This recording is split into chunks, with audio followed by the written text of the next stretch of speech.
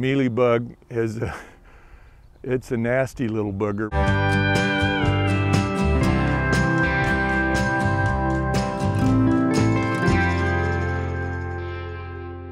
My name is John France, and this is a France ranch.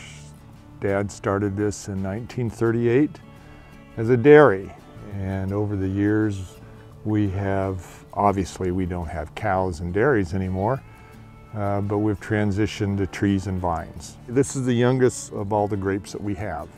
This is an Allison variety. Integrated pest management, in my terms, is something that all growers can do, conventional or organic, and that's number one, know what your pest is.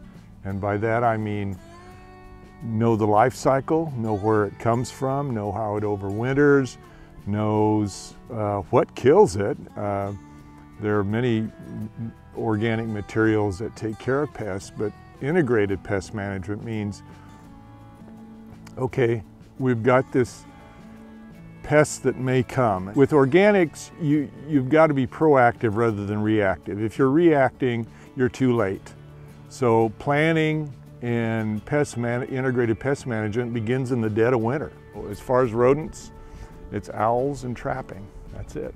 Gophers or squirrels don't like tillage, but as we discussed last time, we don't like to till the middle part because that's what gives us the ground cover for the summer. All weed control is mechanical, either with a hoe, with a shovel, or with those tractor-mounted rigs. The main bug problem here is mealybug, and mealybug it's a nasty little booger, but it overwinters in the bark, and then in the spring it crawls out and begins its life cycle. The warmer the winter after they come out, the more generations you have.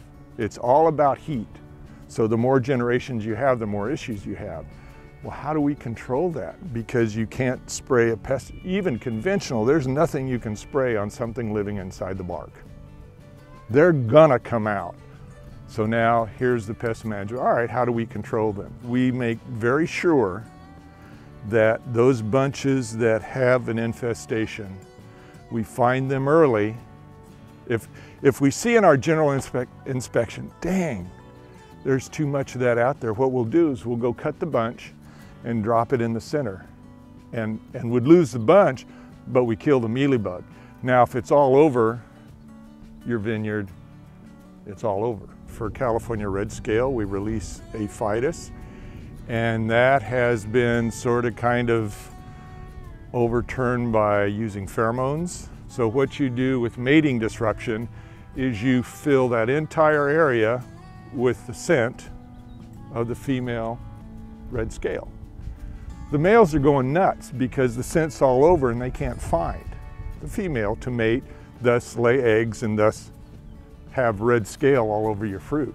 Now when we release aphitis, which is a very tiny, tiny wasp that lays its eggs in the second and third instar of California red scale, which means you have to have scale for the aphitis to work. You have to have a pest present doing damage, figuratively speaking, on your fruit before the release of beneficials can work. This is California red scale pheromone emitter, and inside this little circle is the pheromone for the California red scale. There's a recommended number per acre, so it doesn't really make any difference how many trees you have. You're supposed to put that out, whatever number they recommend. So that's it there. They get put out by hand, again, expensive, but we have no California red scale because it's what we call an armored scale.